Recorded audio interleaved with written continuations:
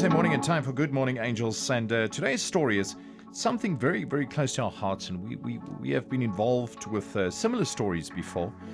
And it's always so tragic, you know, when you hear of a 5-year-old child that's going through this terrible, terrible ordeal. Before I tell you what we need, mums, who are we talking about when I say we're talking about a 5-year-old little boy? We received so many requests to angels@jacarandafm.com for little Melty Grobler.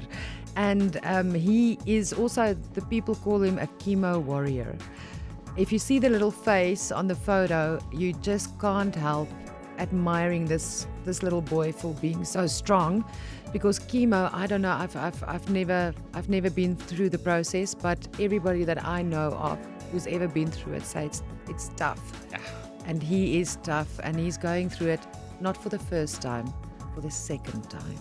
En sy ma is by ons vanoggend, Melanie Grobler. Lekker om jou te ontmoet, man. Dankie, Rian. Ek het nou met jou gepraat, dus sê ek vir jou, hy noem dit die kiememannetjies, nie die kanker. Ja, dis die enigste terme wat ons kon kry vir hom en vir sy sussie om dit te verstaan, want hoe verduidelik jy die term kanker aan 'n kleintjie?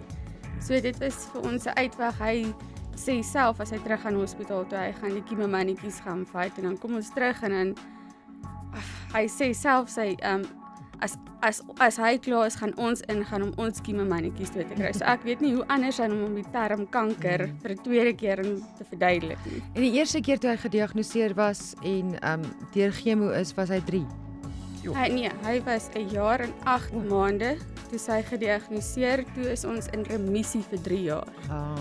En ons het gegaan die 10de Januarie op Liesel se verjaarsdag vir ons opvolgbesoek by die onkoloog, en hulle het gesê alles is reg. Ons volgende afspraak is eers volgende jaar in 2018, en toe kry ons oproep 2 dae daarna om te sê iets lyk nie reg in die bloedtoetse nie. Ons moet terugkom vir 'n beenmergaspirasie, en toe die 19de Januarie het hulle bevestig dis terug. Hy moet die hele tyd wegbly van ander mense af. Hy kan nie saam met ander kinders speel nie. Nie by die hospitaal nie, want die ander kinders se immuniteit is ook klaar so laag, so hy kan hulle aansteek. Die virus kan hom nie self sieker maak nie, maar hy kan gevaar wees vir die ander kinders wat ook kankerbehandeling kry. Sjoe. En dan het hy nog 'n 8-jarige sussie by die huis. Waar sy op die oomblik in? Waar pas sy in hierdie prentjie in? Sy is eintlik die familie se kind. Gelukkig het ons in Januarie uit die bloute het ons 'n privaat skooltjie ons genader en gevra kan ons nie vir Kylie oorplaas in hulle skool nie. Nog voordat ons geweet het van Melty. Hy was eendag in die skool gewees en toe het ons sy sussie ook oorgeplaas en hulle subsidieer haar.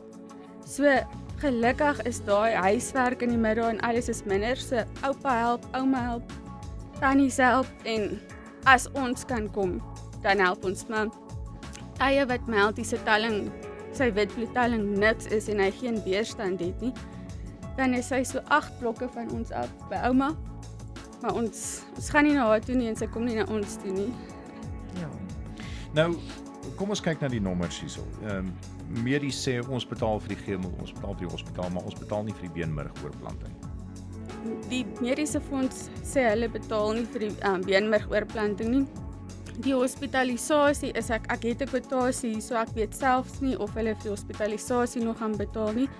Ons moet dit ook uitklaar. Hulle het ons was by die mediese fonds se kantore self en hulle sê ek het vir hulle daar genoem of hulle gaan betaal vir die hospitalisasie en hulle het gesê ons sal eers weer motivering moet indien.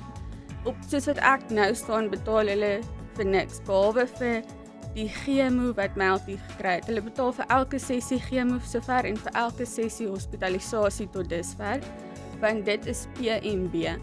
Maar die oorplanting sê hulle is nie PMB nie, so hulle is nie verplig om die oorplanting te betaal nie. Niks aan die beenmergoorplanting related nie. So, kom ons vat nou die ding stap vir stap. Stap nou 1 soos ons gesê het, ons moet nou 'n skenker eers probeer identifiseer. Ja. En moeder, daar's nou 'n koste aan hierdie storie. Ja, dit is julle het gesê tussen 125 en 140 000 rand. Van Good Morning Angels se kant af, dink ek dink ons gee 30 000 rand. Wat dink jy, Rian? Klink reg. goeie begin. Is 'n begin. Dis 'n R30,000. Dis 'n stap in die regte rigting. Baie dankie julle. En ek weet julle het 'n trustfonds. Ja, ons het 'n trustfonds en ek kan ook sê dat mense al vir ons inbetaal, so ons ek wil vir almal dankie sê wat al inbetaal het ook. En ek dink ek het vanoggend, ek weet nie of ek die bedrag mag sê wat hulle het vir my vanoggend gesê ons is by 82,000. So as jy 30 bysit is ons by 110,000. So dan kan die proses om die skenker te vind amper aan die begin gesit word, ja. Baie dankie almal. Baie dankie Diane dat jy ons gebel het. Baie dankie Rian. Almal hier by die span. Baie dankie vir al die luisteraars. Baie dankie almal. Baie dankie Liesel dat jy saam met gekom het.